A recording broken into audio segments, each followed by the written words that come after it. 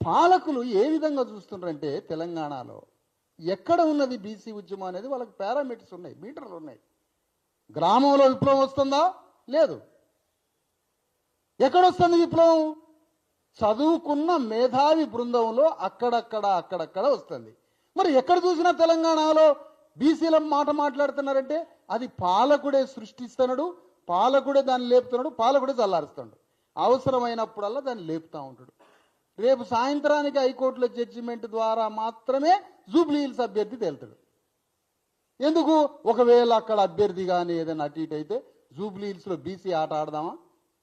ఏ ఆట ఆడాలి అంటే వాళ్ళ అవసరానికి అనుగుణమైనటువంటి ఆ ఆయుధాన్ని బయటికి తీస్తున్నారు తప్ప తెలంగాణ గడ్డ మీద ఉన్న 2 కోట్ల మంది బీసీలలో యుద్ధం మొదలు కాలేదు.